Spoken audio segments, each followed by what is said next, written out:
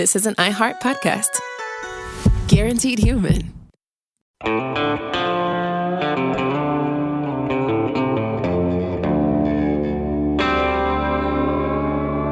Body Bags with Joseph Scott Morgan.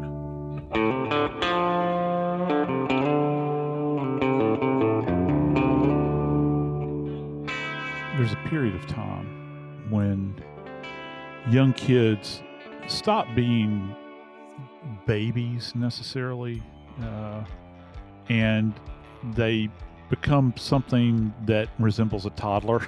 It's kind of that weird age, and it's so precious. It's precious to see that development of a child as you're watching them grow, your own child. And, they're pulling up on things, and they're, what do they call it? Cruising. They're holding on to things and walking around. And finally, some of them take those early steps, and it's precious to watch, but oh my gosh, it's terrifying too. I mean, it's probably, if you've never had a small child and you don't know what it's like, there are a few things, and it's amazing. You're going to think that I'm crazier than you already think that I am, but sometimes you look around and you say, where's my child?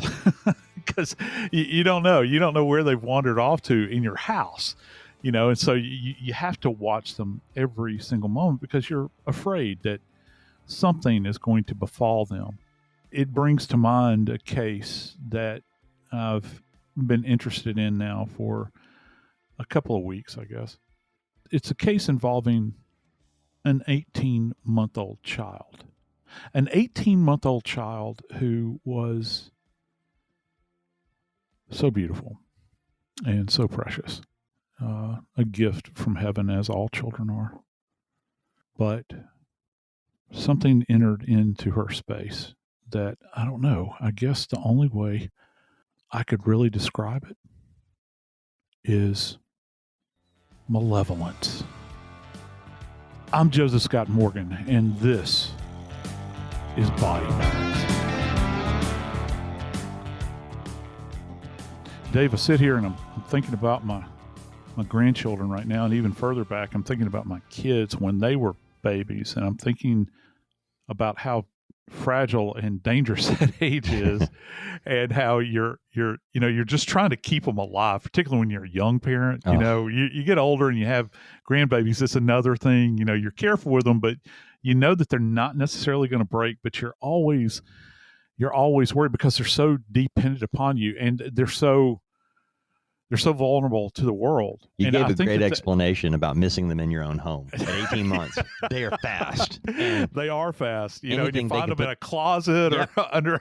And the thing is, when they're in the closet, they're usually standing on an old dresser on top of a TV you hid in there next to a dresser that has only 3 legs. And they're standing on top saying hi. Yeah, that's an 18-month-old right there. It's terrifying, but they're so darn cute. I mean, they are. They're just so. It's such a sweet age, because they still have that amount of baby in them where they want to crawl up in your lap, and you can rock them, you can soothe them. They're going to cry. They have these needs, and you can meet them, and all those sorts of things. It's such a precious time. That's why this story has impacted you the way it has. Yeah. It really has. I've often thought about this, when we cover cases involving small children, just bring them to me. Don't destroy them. Think about it. This story actually began 4 months before it ended. Yeah. 4 months before. And obviously we're talking about the death of an 18-month-old child named Iris Rita Alfera. She was 18 months old. 4 months before she died, she had spent the weekend with her biological father. The biological mother and father were not together as a married couple. They both had moved on. They shared custody. Shared custody meaning the mom had custody all the time, and the dad had visitation about every other weekend, and she did. That tended to work out for them. After one of Iris's weekends with her dad, her mom noticed when she was changing a diaper, some water beads were in her diaper. These are the water beads that are like in a bathtub, the bathing beads, some people call them. But anyway, she was scared, frightened. What are these beads doing in my child's diaper and she takes her to the hospital. They thought the same thing. What in the world has she done? What has she eaten? And at the hospital, they watched not just beads pass through her system, a couple of small batteries, the little batteries the little they disc look like batteries, a button. Yep. like a watch battery almost. Right. Yeah. And a screw, like a wood screw, also passed through her system into her diaper. Now, when it first happened, that these passed, that was a warning, certainly. Hey, something's up. Somebody's either not watching her careful enough. Right. That they weren't thinking anything heinous. They weren't thinking this child is having to fight a monster. They were actually thinking, wow, this child thankfully did not suffer any long-term effects from this. So when she did start suffering effects and she was at her dad's place for the weekend, dad goes to the grocery store. While he's there getting ready to pay for his groceries, his girlfriend calls and says, hey, something's wrong with the baby. And he's like, well, call 911. I'm on my way. By the time the rescuers got there, she was lethargic. Iris was not really, her eyes were fixed. And I've got questions about the way they described her, Joe, because I'm not sure. I'm not knowing the medical terms, what it all means. But the bottom line is she died from things that she didn't find on her own. She was fed. And in this particular case, nail polish remover. Yeah. That would be the best thing to explain it. Nail polish remover, acetone. Is that what it's called? Yeah, it's acetone. Yeah, it is. That's what killed 18-month-old Iris Alfera. Yeah, it's horrible stuff. Let me back up just for a second to give our friends here kind of an understanding of first off that first part that we were describing. I don't. Many people might not be aware of this, but there is actually a condition that adults suffer from, and it's actually referred to as pica. And pica, P-I-C-A, it's actually a condition where people get fixated on consuming non-food items. And I think probably one of the most ghastly examples of this is probably Albert Fish, who was a serial killer back, I don't know, the turn of the last century, I think. And he would ingest metallic objects like needles, nails, all manner of things but he had pica in the sense that it was a sadomasochistic thing. He enjoyed the pain in his bowel. And that's the thing. I got to thinking about this when you had mentioned, the batteries are one thing. It's kind of a smooth external surface. Right. If they're not broken, yeah, that could be easily passed. The water beads, sometimes if those rupture, they've got a dehydrating quality to them that could be quite dangerous, but primarily you're worrying about blockages. But the screw in particular troubled me, because if you swallow a metal object like that, and as it's kind of passing through, well, obviously it has to make its way to the stomach, and then where the stomach dumps into the small intestine, it has to travel some distance, and you're really wondering along the way. If you just imagine, you'd mentioned that this was like a wood screw. Well, this is going to be something that has got, it's got a very sharp point on it, and it's got the spiraling pattern that runs up the side that literally can hang on the mucosal surface of the bowel. Just imagine that just for a second. If it gets in there and it gets twisted, then that means that the bowel can rupture, perhaps, and all kinds of bad things can happen at that point. And the child has no way of communicating this. I think one of the questions I would have, if this was an attempt to take this child's life in some kind of passive way, you know what I'm saying? Mm-hmm. It's not like the child is being beaten to death, but you try to, it's almost staging. It is staging. Mm-hmm. You want to make it look like the kid picked something up, stuffed it in their mouth, and oops, it was an accident and they died. Yeah. I don't think that you can take the full measure of thinking about providing objects for a child to swallow, and how do you get them to swallow it? Did you take a wood screw and place it into a banana, say, for instance? and give the banana to the child. Say, cut up bits of banana, or maybe you're talking about it's not a finger food. Maybe you're taking something out of a jar. Like I don't know, like carrots. Like pureed carrots, or one of these peas, or one of these things that's real tacky, and you place that item in there, and then can you imagine taking that spoon and dipping that out, and so your first thought wouldn't be there. If you're a medical person and you see this, your first thought isn't going to be somebody got this baby to eat a screw. It's going to be she found some things on the floor and was and just grabbed them and fingers to mouth, right? I mean, yeah, you're right. And I have to say, if this is the issue and you're taking the child to the emergency room to be assessed, first off, you're going to do x-rays on the child thoroughly. You want to be able to look through, get a really good image of the bowel, every bit, and the stomach, to see if there's anything what we refer to that's radio opaque in there. Because if there's another item in there and you can find another item, most people, there's a lot of talk out there about how, and you've probably heard this over the years, about how long the human intestine is. The small intestine in particular. Large intestine, it sounds counterintuitive. Large intestine is not as long as the small intestine. The small intestine is really compact. It compacted upon itself. It's in loops. We refer to it as loops. And it's feet. I mean, just feet and feet and feet. So anything that is passing through there, all these little turns, all these little awkward positions that it can get in, if you've got a foreign object in there, it can get hung up in that gastric mucosa.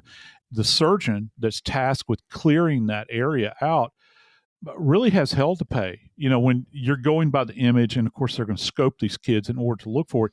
But it's a very delicate thing, because if that tissue is harmed in a particular way, you can actually have something like sepsis that might set in that area, because you don't know if the surface of that bowel is ruptured and then it kind of begins to spill out into that surrounding area. You can have all kinds of nasties that set in, and you really wonder, had somebody actually weaponized food in order to kill this child?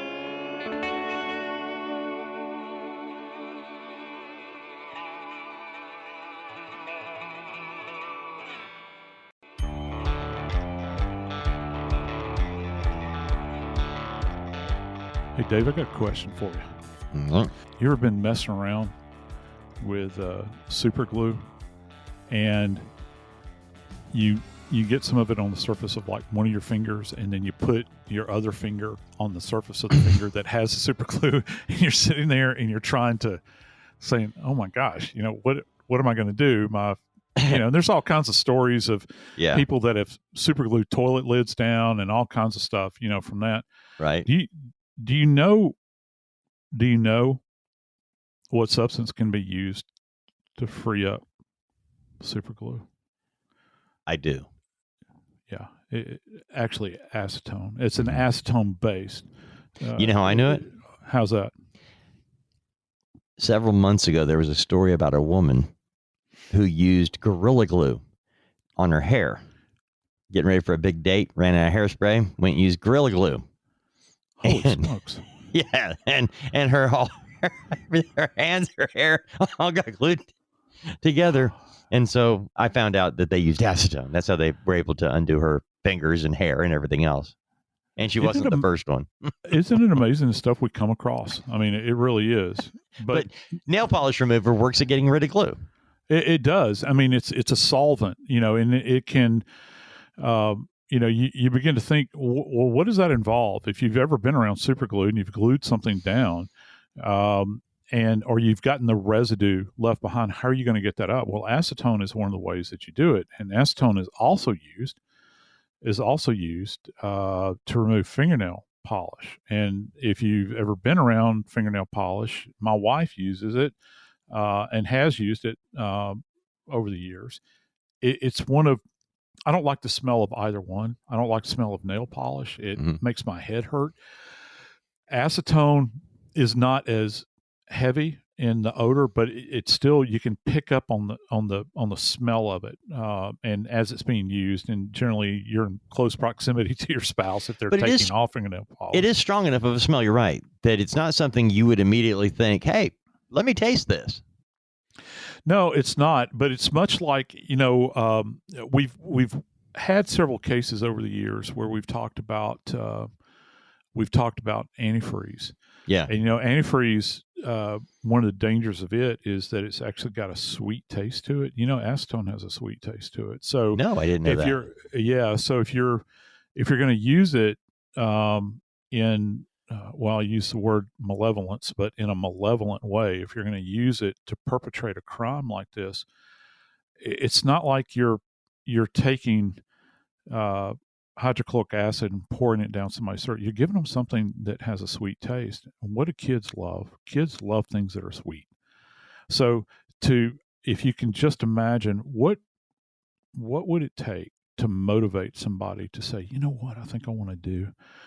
I want to take an 18-month-old little girl, little precious baby like this, and I'm going to ply her with fingernail polish remover. Wow. Gee, I wonder what'll happen. Well, in this particular case, I think, Dave, we have an indication, at least at this point, that some research might have been done. Well, in regards to what would be effective in doing harm to someone. That's why I wanted to set up the interrelationships here with the parents of Iris Rita Alfera, the 18-month-old victim here. I wanted you to be aware very early on that she was not living with her biological parents. She lived with her mom full time, and they lived with her grandparents. Her dad had already moved on to another woman that he was living with, a 20-year-old woman named Alicia Lene Owens. Alicia Lene Owens was there with her the weekend. She ended up with all the water beads, the 3-button shaped batteries, and the metal screw. She was there that weekend that these were ingested. And when police were investigating, because you've got an 18-month-old girl who is seemingly in perfect health, and her dad is at the grocery store, and she's at home with her dad's girlfriend, and they get a call that she has taken ill. And when the emergency crews arrive, Joe, she is awake. She's lethargic. Her eyes are fixed. And she's the girlfriend claims that she's a nursing student and has tried to perform chest compressions to help Iris because she was not. Her story was that she was feeding the baby on the bed. The baby cramped and fell off the bed and hit her head. And that's when she started acting bad, physically ill. That's when the girlfriend calls the dad. The dad says, call 911. He comes home. He gets there about the same time the rescue squad arrives. They look at her and they take her to the hospital. Now, at the hospital, the doctors are like, no way, this just happened. There's something else going on here.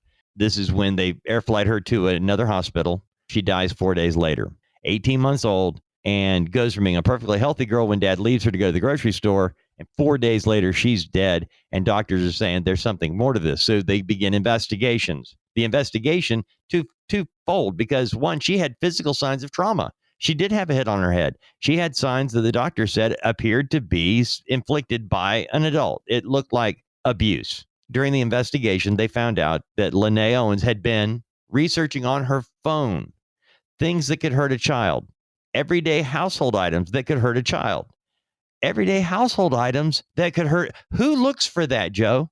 Who uses their phone to look up things that would hurt a child in the home?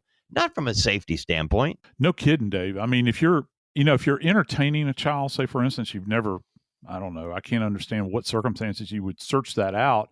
But let's just say you're going to keep somebody's kid. Gee whiz, I've never kept a kid before. How can I safeguard my house? I'm looking for things that could do harm to them. But when you get this specific and you begin to look for things that actually might wind up in a fatal event, that is a red flag for investigators. And particularly if you do these searches over a long period of time, it almost goes from a circumstantial standpoint. You're seeing somebody beginning to put puzzle pieces together toward a goal which they're looking to accomplish here. And of course, the goal seemingly at this point in time is the death of this child, the removal of this child from this family environment, from, her dad. And because, many times in this blended situation like this, children can become, let's see, how can I put this? It's almost, children many times become almost like an accessory on a vehicle that the new owner doesn't want, but yet the vehicle can't operate without them. And that's unfortunate, but that's really kind of the world that many of us have inhabited throughout our lives. There's a lot of unwanted children out there, and there are people that will do harm to children if given an opportunity, if they can be removed from the equation in an environment. So you have to think, you kind of let off this conversation by stating, I think, what is it? There's monsters among us. I think that's what you said. And, It was the Newsweek articles. The headline about this story was "Monsters Do Exist." Yeah, and they do truly exist, and they will go to whatever lengths possible to remove whatever an impediment the child might be, or whatever the circumstances, Right. to rearrange it so it works to their advantage. And that's what she was trying to That's do. a horrible thing. Yeah, She was trying to get rid of the baby to get out of her boyfriend's life so he wouldn't have anything to do with his ex. That was what it amounted to. Or that's my opinion. That's what it is. Put it this way, Joe. I had to ask you this, okay? Because the doctors, now, the way she explained it to the medical professionals that show up, that the baby was eating on the bed, she had a cramp, fell off the bed and hit her head. Doctors at the children's center that reported this to the police, it's the UPMC's Children's Child Advocacy Center. They reported to police that Iris suffered subdural hematoma and bilateral retinal hemorrhages. What is that? Okay, well, you've got, when we're talking about a subdural hematoma, you have got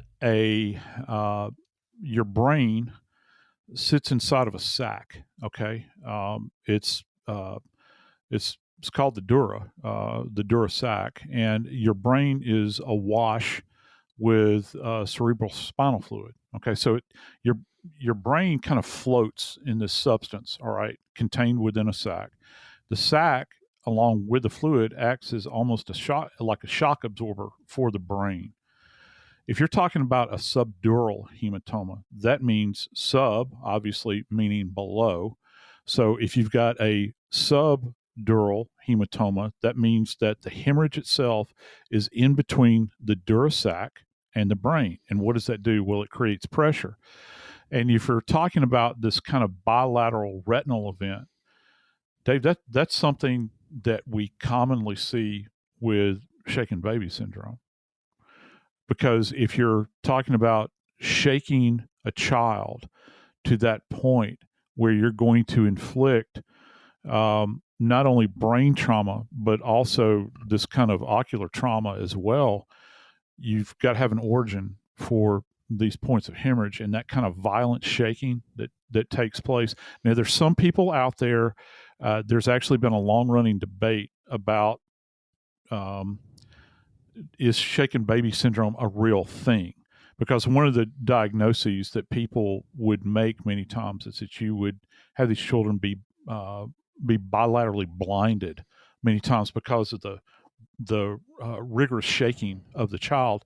And when you've got, say, these optic nerves that are in the back of the eye that lead into the brain, sometimes they can be traumatized. The surface of the floor of the skull is very rough. All right. And it's if it's fractured in any way, or if the kids are jostled in any particular way, particularly over a protracted period of time, you can do great harm to the eyes in that area, not to mention the brain. So you've got the brain with a subdural hematoma where you know that child, that head is being bounced back and forth all over the place. So the little vessels are going to rupture on the surface of the brain, and you're going to have this pressure that's going to begin to build up as that blood, that focal area of hemorrhage, that clot kind of sets in, and that's going to be problematic. And yeah, it would be glaring, particularly for us at autopsy, when her head is actually opened. If you have not seen this on x-ray, you don't know that it's coming. I've actually had these cases, Dave, where we've been in the autopsy room. There's not necessarily any kind of external trauma, like you're looking at the head, you don't see anything. And then all of a sudden, you open up the head and you're taking back the dura, and there is a big, big hemorrhage right there. And you're thinking, oh my Lord, what's happened here?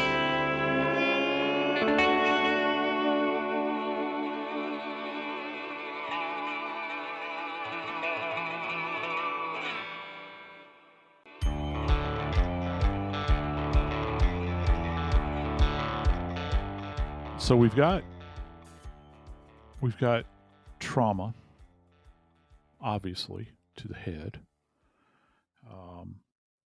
That is just in and of itself, Dave. That in and of itself is enough to give investigators pause. You really got a lot to sink your teeth into there. But now you've got a child that is not only lethargic, which that can be associated with a head injury, but they're not responding.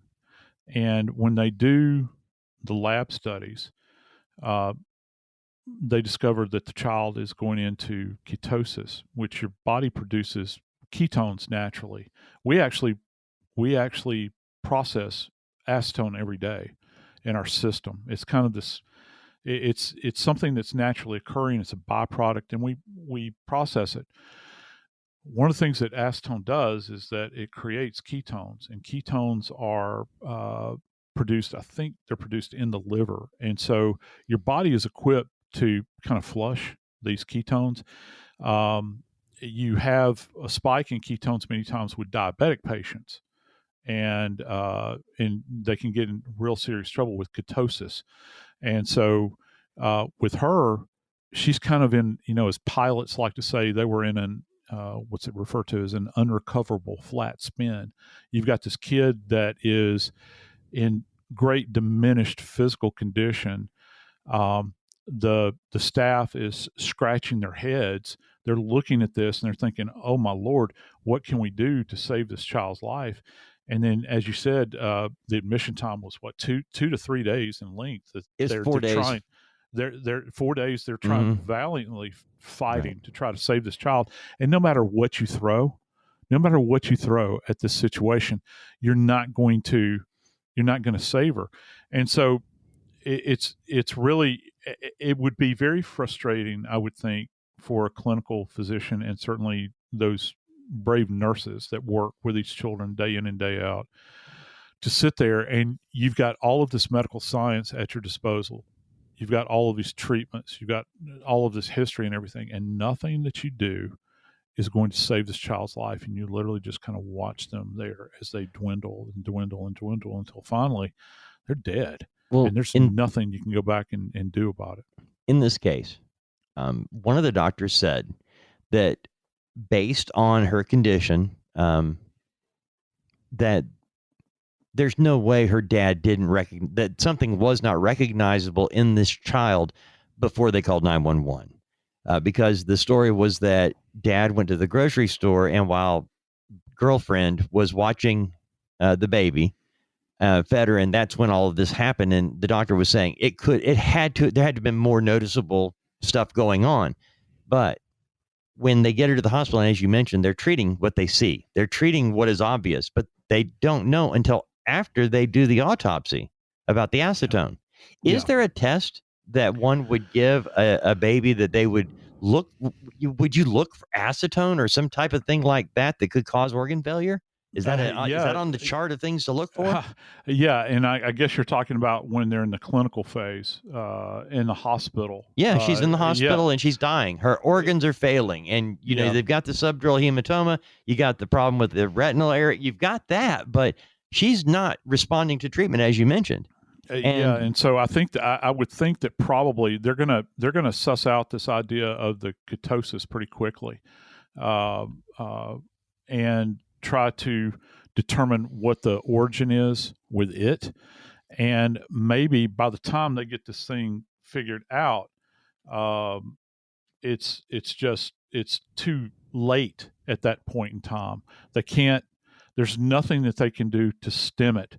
Okay. And so, for us at the medical examiner's office, we have a luxury, in medical legal death investigation. We're not trying to save anybody's life. Right. We're trying to solve a mystery at this point in time.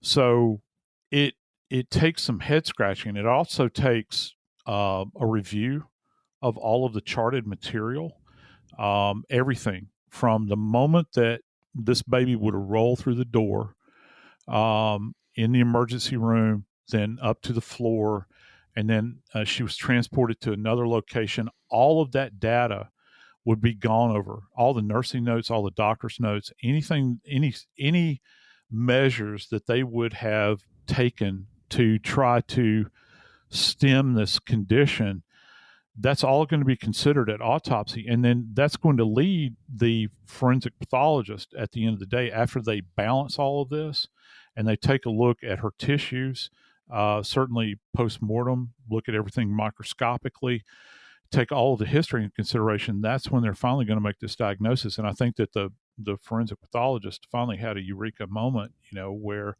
they said, yeah, this is acetone poisoning. And look, this doesn't happen a lot, okay?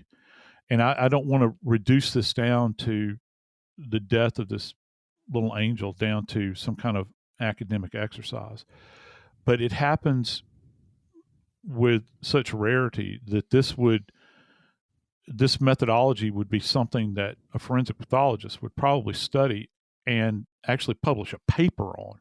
Right. That's how, infrequently it happens. Mm-hmm. They would discuss this at a meeting with other physicians to say, or other pathologists to say, look, I had this case. This is something you need to watch out for.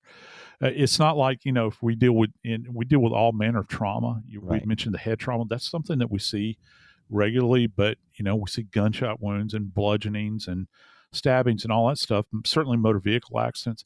But this is something, it's not absolutely positively has never happened. It has happened. We've got a lot of literature on it, but it's not something that you're going to see every single month. Maybe you won't even see one a year. Okay. So when it happens, it's significant. And that way, once that did happen, her death was ruled a homicide and the investigation began. And that's when the 4 months previous that we told you about at the very beginning, that's why it was so important to know that. I think that was a trial run 4 months earlier of the batteries that were like buttons, the water beads, and the screw. And as they were investigating, they said, well, okay, not uncommon for an 18-month-old to swallow things. Look, I don't know a parent that hasn't found something in a diaper and went, please tell me that was after. No. That did not pass, please. Yeah. Thankfully, kids do stick stuff in their diaper. It doesn't all come through their system first because, boy, I got two kids that would have not survived. But but in this particular case, they started that and went, okay, that's explainable. But as they started looking into that happened when the child was at her dad's house with this girlfriend. And so they start examining dad's phone, girlfriend's phone, and they find out that girlfriend has been researching for 9 months, Joe. This child is 18 months old, and for half of her life, this 20-year-old girlfriend was looking up, if your child drinks a lot of nail polish remover, what happens? That was one of the topics that Ms. Owens researched. What happens if a baby eats nail polish? Another of her search, and she's always on her cell phone, in how many cases have kids died from eating water beads? Think about that for a minute. Because what happened 4 months earlier? Water beads. So the police had this investigation pretty much from the very beginning zeroed in. Now it was a matter of going to Joe Scott Morgan and saying, how do we put all this together? I'm going to put it together on my police detective hat here. And I see how do we connect them all medically, Joe? Well, I think that, again, it's going to be the preponderance of the evidence relative to her clinical treatment. But then you take this, and here's the really ominous piece to this. Not that all of this isn't ominous, but when you begin to talk about a 9-month period, first off, if I were a prosecutor and I was working in a location, which this case is out of Pennsylvania, and I was working in that location, does the word premeditation mean anything here? Because we talk. People, and our friend Nancy Grace always says, "I'll let me see if I can do my best imitation." She says, "Just got premeditation can be formed in the twinkling of an eye," and you're right. I mean, it can be formed in a twinkling of an eye. Dave, 9 months ain't a twinkling of an eye.